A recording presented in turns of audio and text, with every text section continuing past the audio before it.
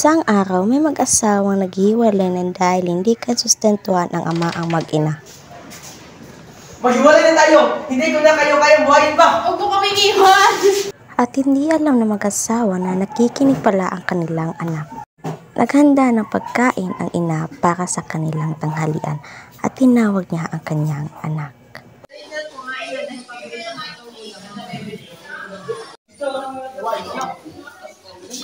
Anak, so yung anak ko. Pabingi-bingi ka pa. Kasi kunin yung tubig eh.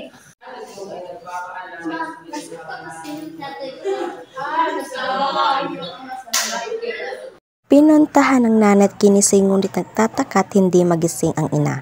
Ilang beses na hindi pa rin nagigising, tumawag ng ambulansya ang anak sa kabilang banda, namatay ang nanay. Dahil sa sobrang pagod ng katawan at wala itong pahinga at hindi na ito nagigising pa. Makalipas sa 10 taon, lumaki at nag-asawa ang anak nito. Nasaan yung sweldo mo? Wala pa akong sweldo, trabaho kasi. Anong gusto mo? Ako na lang lahat? Anong gusto mo? Ako ang magluluto? Ako ang magpapakain ng anak natin? Wala ka dyan, tandaan mo yung sinasabi. Pwede tayo ng 500. Anong gagawin mo sa pera? Wala, may bibili na ako. Wala akong ganong kahalagang pera. Tara, kakain tayo. Wala kang kaya nyo gawin dito sa classroom. Tara, magpapasaya.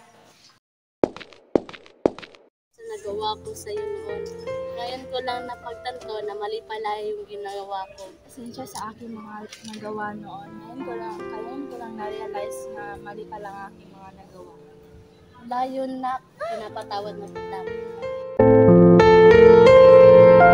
Konsensya ay ang batayan na pasusuri ng kilos at sumusuklaw sa sariling batayan ayon sa katotohanan at katuwiran.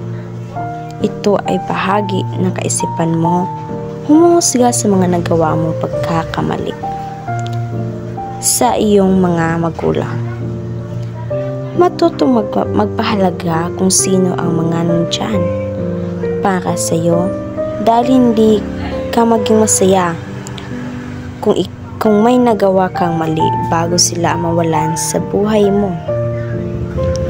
Ang konsensya mismo ang sisira sa buhay mo.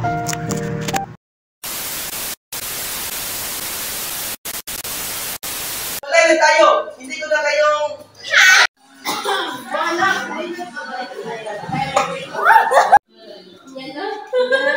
Yaw ka rin magdama. Christine, nasaan yung sweldo mo? Wala pa akong sweldo. Ay, dito na ba? Pahingi ng 500. Anong gagawin mo sa pera? Wala, may bibili na ako. Wala akong ganong kahalaking... Tara, kating tayo. Sorry sa mga nagawa ko noon. Ngayon ko lang napagtanto. Mga nagawa noon, ngayon ko lang na